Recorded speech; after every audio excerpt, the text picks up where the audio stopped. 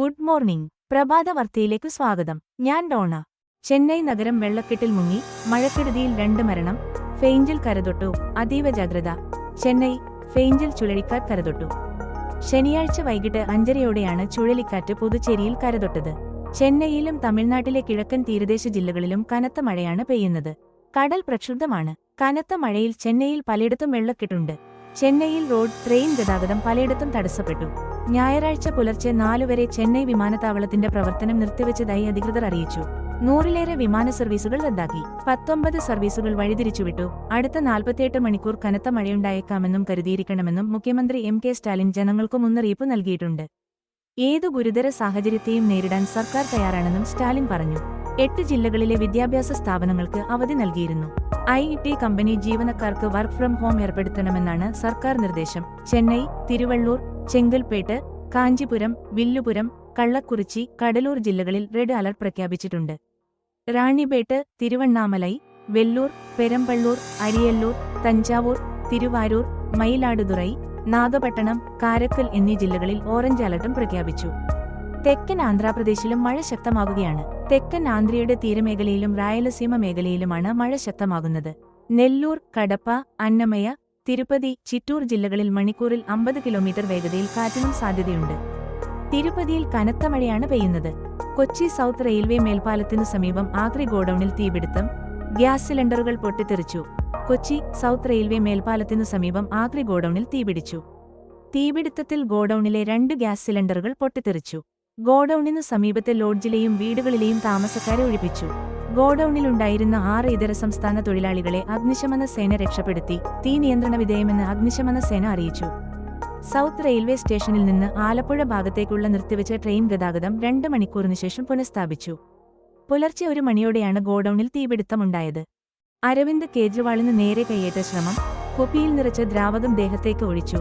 New Delhi Aam Aadmi party ദേശീയ കൺവീനറും ഡൽഹി മുൻ മുഖ്യമന്ത്രിയുമായ അരവിന്ദ് കെജ്രിവാളിന് നേരെ കയ്യേറ്റ ശ്രമം. ശനിയാഴ്ച വൈകിട്ട് ദക്ഷിണ ഡൽഹിയിലെ ഗ്രേറ്റർ കൈലാഷ മേഖലയിൽ വെച്ചാണ് കേജ്രിവാളിനെ ഒരു യുവാവ് കയ്യേറ്റം ചെയ്തത്. കയ്യേറ്റത്തിനിടെ യുവാവ് കുപ്പിയിലുണ്ടായിരുന്ന ദ്രാവകം കേജ്രിവാളിന്റെ ദേഹത്തേക്ക് ഒഴിച്ചു. പദയാത്രയുടെ ഭാഗമായാണ് കേജ്രിവാൾ ഗ്രേറ്റർ കൈലാഷിലെത്തിയത്. സംഭവത്തിന്റെ വീഡിയോ വാർത്താ ഏജൻസിയായ PTI പുറത്തുവിട്ടു. കേജ്രിവാളിന്റെ ദേഹത്തേക്ക് യുവാവ് ഒഴിച്ചത് എന്ത് ദ്രാവകമെന്ന് വ്യക്തമല്ല. വടംകെട്ടി വേർതിരിച്ചിരുന്ന സുരക്ഷാവലയത്തിലായിരുന്നു അരവിന്ദ് കെജ്രിവാൾ. യുവാവിനെ ഉടൻ തന്നെ സുരക്ഷാ ഉദ്യോഗസ്ഥർ പിടികൂടി. ഇയാളെ ഡൽഹി പോലീസ് കസ്റ്റഡിയിൽ എടുത്തിട്ടുണ്ട്. അശോക് ജ എന്ന യുവാവാണ് കസ്റ്റഡിയിലുള്ളത്. യുവാവിനെ പോലീസ് കൂടുതൽ ചോദ്യം ചെയ്തുവരികയാണ്. അതേസമയം ഡൽഹിയിൽ നടക്കുന്ന ക്രിമിനൽ പ്രവൃത്തികൾ ഉടൻ അമർച്ച ചെയ്യണമെന്ന് അരവിന്ദ് കെജ്രിവാൾ കേന്ദ്ര ആഭ്യന്തരമന്ത്രി അമിത് ഷായോട് ആവശ്യപ്പെട്ടു. അശോക് ജ BJP പ്രവർത്തകനാണെന്ന് ഡൽഹി മുഖ്യമന്ത്രി അതിഷി ആരോപിച്ചു. CPMനെ തകർക്കാൻ അമേരിക്കയിൽ പരിശീലനം നേടിയവരെത്തുന്നു. EP ജയരാജൻ. കണ്ണപുരം CPMനെ തകർക്കാൻ അമേരിക്കൻ യൂണിവേഴ്സിറ്റിയിൽ നിന്ന് പോസ്റ്റ് മോഡേൺ എന്ന പേരിൽ പ്രത്യേക പരിശീലനം നൽകി ഇന്ത്യയിലേക്ക് ആളെ അയക്കുന്നതായി CPM കേന്ദ്ര കമ്മിറ്റി അംഗം EP ജയരാജൻ. രാജ്യത്തിന്റെ പല മേഖലകളിലായി അവരുടെ പ്രവർത്തനം വ്യാപിപ്പിക്കുകയാണ്. അതിന്റെ ഭാഗമായി ഇവിടെ വലതുപക്ഷ ശക്തികൾ മാധ്യമങ്ങളുടെ കൂട്ടുപിടിച്ച് തെറ്റായ പ്രചാരണമാണ് നടത്തുന്നത്. നേതൃത്വത്തിനെതിരെ ആക്രമണം അഴിച്ചുവിട്ട് പാർട്ടിയെ തകർക്കാനുള്ള ആസൂത്രിത ശ്രമം നടക്കുന്നു. ഇത് തിരിച്ചറിയാൻ നമ്മുടെ സഖാക്കൾക്ക് കഴിയാതെ പോകുന്നു. ഇതേ രീതിയിലുള്ള ആക്രമണം നടത്തിയാണ് ലോകത്തെ പല കമ്മ്യൂണിസ്റ്റ് പാർട്ടികളെയും തകർത്തത്. മാധ്യമങ്ങളെ പണം കൊടുത്ത് ആസൂത്രിതമായി ഉപയോഗിക്കുകയാണ്. ഇതിനെ പ്രതിരോധിക്കാൻ പാർട്ടി പ്രവർത്തകർ ഉണർന്ന് പ്രവർത്തിക്കണം. പാർട്ടിക്കകത്ത് വിമർശനങ്ങളാകാം, പക്ഷേ തെറ്റുകൾ ചൂണ്ടിക്കാണിക്കൽ എന്ന പേരിൽ വാർത്തകളുണ്ടാക്കി പ്രചരിപ്പിക്കുകയാണ്. സഖാക്കൾ തമ്മിൽ മാനസിക ഐക്യവും പൊരുത്തവും ഉണ്ടായാലേ ഈ പ്രതിസന്ധി കടക്കാനാകൂ. കണ്ണപുരത്ത് CPM പാപ്പിനിശ്ശേരി ഏരിയ സമ്മേളനം ഉദ്ഘാടനം ചെയ്ത് ജയരാജൻ പറഞ്ഞു. പീഡനപരാതി ഒത്തുതീർപ്പാക്കാൻ മുറിയെടുത്തു. പിന്നാലെ അരിങ്കൊല. മീശയെടുത്തും വസ്ത്രം മാറ്റിയും സനൂഫിന്റെ സഞ്ചാരം. കോഴിക്കോട് എരഞ്ഞിപ്പാലത്തെ ലോഡ്ജ് മുറിയിൽ യുവതിയെ കൊലപ്പെടുത്തിയ കേസിലെ പ്രതിയെ കോഴിക്കോട്ട് എത്തിച്ചു. പ്രതിയെ ഇന്ന് കോടതിയിൽ ഹാജരാക്കും. മലപ്പുറം വെട്ടത്തൂർ സ്വദേശിയായ ഫസീലയെ ശ്വാസം മുട്ടിച്ചു കൊന്ന കേസിൽ സുഹൃത്തായ തിരുവിൽവാമല സ്വദേശി അബ്ദുൾ സനൂഫിനെ 28 ചെന്നൈയിൽ നിന്നാണ് ഇന്നലെ പോലീസ് പിടികൂടിയത്.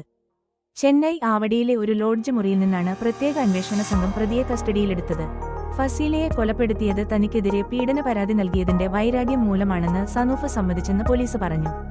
ഫസീല മുൻപ് നൽകിയ പീഡന പരാതി സംസാരിച്ച് ഒത്തുതീർപ്പാക്കാനാണ് ലോഡ്ജിൽ മുറിയെടുത്തത്. സംസാരത്തിനിടെ വാക്കേറ്റമുണ്ടാവുകയും യുവതി ബഹളം വെച്ചപ്പോൾ കഴുത്ത് ഞെരിച്ച് കൊലപ്പെടുത്തുകയുമായിരുന്നു. സനൂഫ് മുൻപ് ബസ് ഡ്രൈവറായി ജോലി ചെയ്തിരുന്നു. അങ്ങനെയാണ് യുവതിയുമായി പരിചയത്തിലായതെന്നും പോലീസ് പറഞ്ഞു. പോലീസിനെ കബളിപ്പിക്കാൻ പ്രതി മീശയെടുത്തു കളഞ്ഞിരുന്നു. CCTV ദൃശ്യങ്ങളിൽ കുടുങ്ങി പിടിയിലാവാതിരിക്കാൻ ഷർട്ടുകൾ ഇടയ്ക്കിടെ മാറ്റിയാണ് യാത്ര ചെയ്തിരുന്നത്.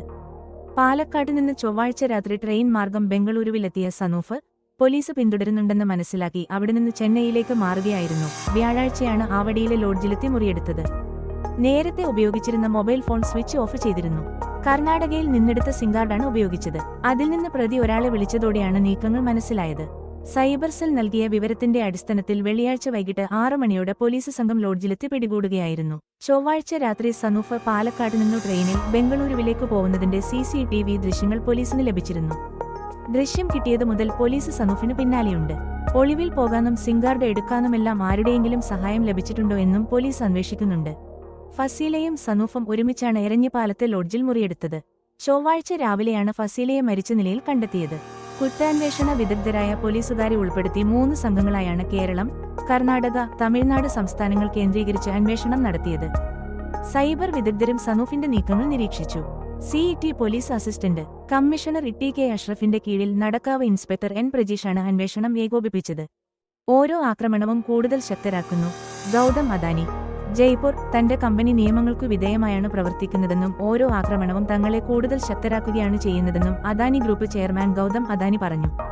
യുഎസിലെ അഴിമതിക്കേസുമായി ബന്ധപ്പെട്ട വിവാദങ്ങളോട് ആദ്യമാണ് അദാനിയുടെ പ്രതികരണം. നിയമലംഘനങ്ങൾ ആരോപിച്ച് യുഎസിൽ ഞങ്ങൾക്കെതിരെ ഒട്ടേറെ ആരോപണങ്ങളുയർന്നു. ഇതാദ്യമായല്ല ഇത്തരം വെല്ലുവിളികൾ നേരിടുന്നത്. ഓരോ ആക്രമണവും ഞങ്ങളെ കൂടുതൽ ശക്തരാക്കുകയാണ് ചെയ്തിട്ടുള്ളത്. ജയ്പൂരിൽ ചടങ്ങിൽ പ്രസംഗിക്കവെ അദാനി പറഞ്ഞു. താമരശ്ശേരി രൂപത KCYM സംഘടിപ്പിച്ച ഏകദിന ഉപവാസ സമരം അവസാനിച്ചു. കോടഞ്ചേരി മുനമ്പം ജനതയ്ക്ക് ഐക്യദാർഢ്യം പ്രഖ്യാപിച്ചുകൊണ്ട് KCYM SMYM താമരശ്ശേരി രൂപത സംഘടിപ്പിച്ച 24 മണിക്കൂർ ഉപവാസ സമരം കോടഞ്ചേരിയിൽ സമാപിച്ചു. കോടഞ്ചേരി ഗ്രാമപഞ്ചായത്ത് പ്രസിഡന്റ് അലക്സ് തോമസ് സമാപന സമ്മേളനം ഉദ്ഘാടനം ചെയ്തു. KCYM താമരശ്ശേരി രൂപത പ്രസിഡന്റ് റിച്ചാർഡ് ജോൺസൺ അധ്യക്ഷത വഹിച്ചു. താമരശ്ശേരി രൂപതയുടെ വിവിധ ഭാഗങ്ങളിൽ നിന്നുള്ള 8 യുവാക്കളാണ് നിരാഹാര സമരം അനുഷ്ഠിച്ചത്.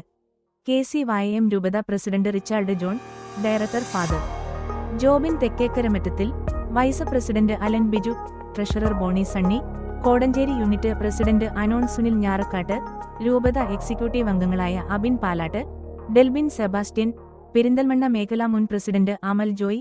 നിരാഹാര സമരം അനുഷ്ഠിച്ച സമരഭടന്മാർക്ക് കോടഞ്ചേരി ഗ്രാമപഞ്ചായത്ത് പ്രസിഡന്റ് അലക്സ് തോമസ് നാരങ്ങാ നീര് നൽകിക്കൊണ്ട് സമരം അവസാനിപ്പിച്ചു.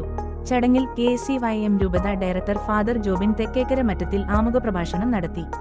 രൂപത പ്രോലൈഫ് ഡയറക്ടർ ഫാദർ ജോസഫ് എണ്ണാപറമ്പിൽ മുഖ്യപ്രഭാഷണം നടത്തി. KCYM രൂപത ജനറൽ സെക്രട്ടറി അലീന മാത്യു, രൂപത വൈസ് പ്രസിഡന്റ് അലൻ ബിജു തുടങ്ങിയവർ പ്രസംഗിച്ചു. വഖഫ് അനിശ്ചിതത്വം അവസാനിപ്പിക്കുക, മുനമ്പം ജനതയ്ക്ക് നീതി നടപ്പിലാക്കുക എന്നീ ആവശ്യങ്ങൾ ഉന്നയിച്ചുകൊണ്ടാണ് യുവജനങ്ങൾ 24 മണിക്കൂർ ഉപവാസ സമരം നടത്തിയത്. തിരുവമ്പാടി കൂടരഞ്ഞി റോഡിൽ നാളെ ഗതാഗത നിയന്ത്രണം. തിരുവമ്പാടി കൂടരഞ്ഞി കൂമ്പാറ തോട്ടുമുക്കം റോഡിൽ തിരുവമ്പാടി കുരിശുപള്ളി മുതൽ കക്കുണ്ട് വരെ പ്രവൃത്തി ആരംഭിക്കുന്നതിനാൽ ഇന്ന് ഡിസംബർ 1 രാവിലെ 6 മുതൽ വൈകിട്ട് 8 വരെ ഗതാഗത നിയന്ത്രണം ഏർപ്പെടുത്തി. ഇതനുസരിച്ച് തിരുവമ്പാടിയിൽ നിന്നും കൂടരഞ്ഞി ഭാഗത്തേക്കും തിരിച്ചും പോകേണ്ട വാഹനങ്ങൾ തിരുവമ്പാടി പുന്നക്കൽ മലയോര ഹൈവേ വഴി പോകണം. ചെറു വാഹനങ്ങൾക്ക് മാറിയപ്പുറം വഴിയും കടന്നുപോകാമെന്നും എക്സിക്യൂട്ടീവ് എഞ്ചിനീയർ, നിരത്ത് വിഭാഗം അറിയിച്ചു. സംസ്ഥാന പൊതുവിതരണ കേന്ദ്രം അറിയിപ്പ്. 2024 നവംബർ മാസത്തെ റേഷൻ വിതരണം 2024 ഡിസംബർ 3 ചൊവ്വാഴ്ച വരെ നീട്ടിയിരിക്കുന്നു. 2024 ഡിസംബർ 4 ബുധനാഴ്ച റേഷൻ കടകൾ അവധിയാണ്.